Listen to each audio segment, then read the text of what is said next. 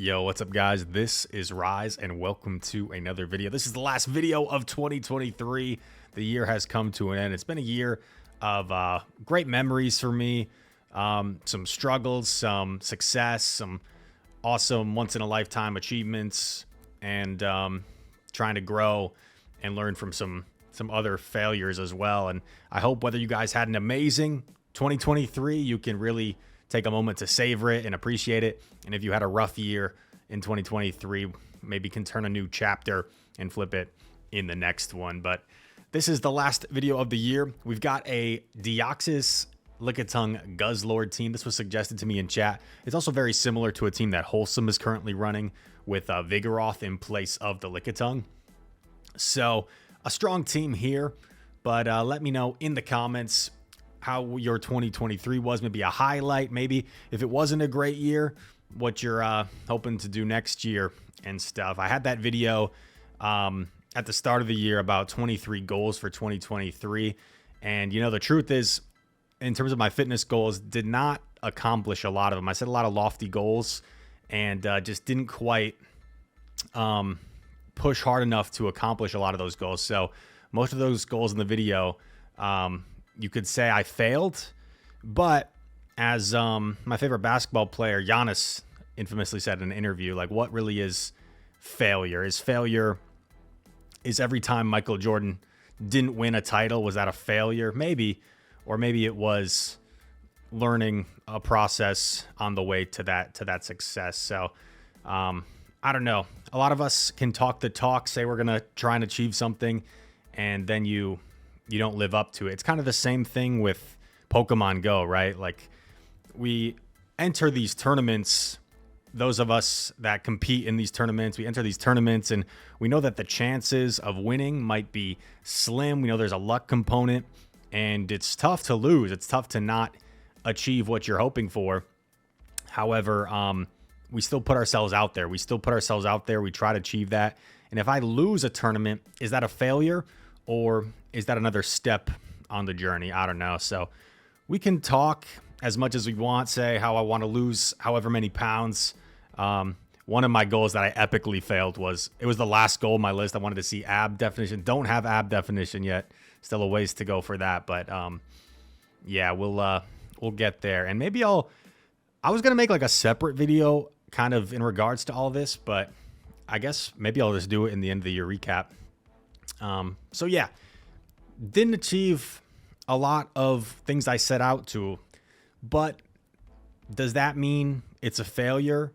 Not necessarily. I think that means it's time to reevaluate and try and keep going, because in life you hear a lot of cliches, a lot of sayings, and I think the two most true sayings I've ever heard in my life are, number one, you don't know what you got till it's gone, whether it's like injuries or health. I've had some sports injuries throughout my life, like a torn ACL, broken elbow, broken ankle. And there are times when when you'd be pushing at practice, or you'd have like a doubleheader tournament in the summer, and you got lots of games and you're tired and you don't want to get up early, you don't want to practice. And then once you get hurt and you're injured and you can't do those things, you miss it so much. And same thing with like just playing sports in general and basketball. I remember the rush of like emotion and sadness when I played my final game of high school basketball. You don't know what you got till it's gone in relationships and life with your health. And I think that's one of the most true sayings I've heard in my life. The other cliche that I think is the most true is, it's not failure. It's not how you get kicked down, but how you get back up from it. You might hear that a lot, but I mean, we all are going to go through stages in life where we lose. Maybe you're in the comments and you're invincible and you've never lost at anything. That's pretty impressive. So where was I? I was talking about how it's not how you get kicked down, it's how you get back up. And I think that definitely applies to so many things in life, whether it's a job or a promotion that you didn't get, that you wanted, maybe you felt like you deserved. And if you let that define you and let that kick you down, that's not good. You got to learn from it. You got to maybe be self-critical, self-evaluate. What am I doing wrong? Take accountability. What can I do better in this situation? And that's something I'm going to try and do heading into 2023. But some positives, man, throughout the year. I got to travel a ton. I went to Japan for the first time. I spent like 3 weeks there, made so many friends, so many memories. I got to travel all across the United States for different tournaments. Was in Toronto as well, Go Fest in New York City. And just the amount of people I've met and relationships I've developed over the past year is crazy, man. It's staggering. And still have my friends outside of Pokemon Go that I text every day. But I've got like a wide net now of friends and peers in the Pokemon Go community, which is pretty cool. And I'm looking forward to build that even wider. So yeah, Japan, winning Knoxville, of course, second place NAIC, some highlights for me, but overall just kind of the relationships and the people I've been able to become friends with and meet has probably been the best thing for me. And we'll see where 2024 takes us. One kind of cool thing is back home, I got asked to be a panelist at like an esports seminar for people with careers in esports. And that was pretty cool. Because sometimes, the channel does well. Sometimes it doesn't. Sometimes I'm thinking like, maybe I should rethink how things are going. I don't know. But to someone reach out from back home and like see you as doing well in your field and speaking to people that also want to go into maybe content creation or esports was a pretty cool feeling. So, and everything I've said just recently was probably the thing I was most proud of this season. Just recently, a few weeks ago in San Antonio, they debuted some interviews during commercials, and they interviewed Wadaj, as a lot of multi-time regional champion, third place in the world, NAIC champion. And they interviewed JW Naldo, former LAIC champion, Latin American International champion. And, they ask him a series of interview questions. Some are cheesy, like what's your favorite Pokemon, that sort of thing. But they asked both of them to name one player that they look up to in the community or one person that they look up to in the community. And Wadaj, Drew, was nice enough to say he looked up to me. And then JW Naldo answered, there's a lot of people he looks up to, one of them being King IV and one being me. And that was like the most proud moment of the year for me. Made me get a little emotional, honestly, watching, because as we talked about throughout the first 5 or so minutes of this video, you might have struggles and failures. For me, fitness didn't achieve what I wanted to achieve this year in terms of my fitness. I did make some progress, but really not nearly as much as I wanted to. I had a lot of peaks and valleys, and over the course of the year, made some progress towards where I want to be, but not really an adequate effort, I must say. And I might have not succeeded in that regard. Maybe the channel hasn't grown as much as I would dream it to be.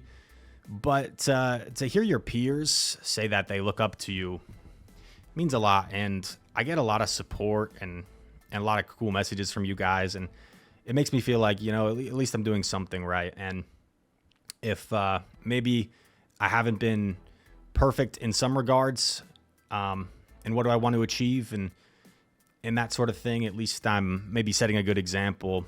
And I think character is the most important thing. So anyway, going off on a bit of a tangent. You probably haven't. There's probably at least some people watching that want me to be breaking down these battles.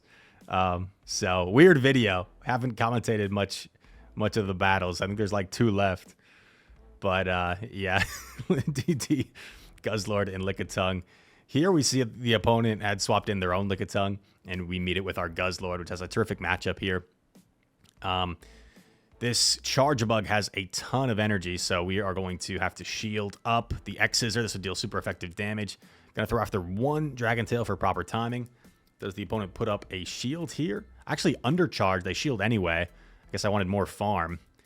because I know they're going to get to one more no matter what. So we shield up this X Scissor. X Scissor gets shielded by us. And Guzzlord going to wait to see what comes in here, what we want to throw our energy into, and it is the Gligar. Now, I do believe I have energy banked on my Lickitung, so maybe I use that energy here, and I do. And I'm well aware that his switch timer is up right now, so his own Lickitung is probably going to catch the next. Totally fine with that. I mean, we want to throw Body Slam here anyway. Might get to another Body Slam, potentially, against this Lickitung. Lick, lick, lick, lick, lick. Another Body Slam coming through. Probably won't quite knock out, but might force him to expend energy. Otherwise, he gets licked down. And, yeah, it's exactly what happens. Might have been a Simul KO, to be honest. Actually, I don't know if the mechanic still works where Simul KOs can't happen with one-turn moves. But we're able to get the Dragon Tail down. Get to the Claw. This is all I needed, right? Because I think DD has energy, or does he not have energy? But either way, DD doesn't have energy. But it gets the Psycho Boost so quickly that one move, no matter what it is, not going to be able to knock out Deoxys defense form. And we are going to survive, get off the Psycho Boost, and get the win. There we go.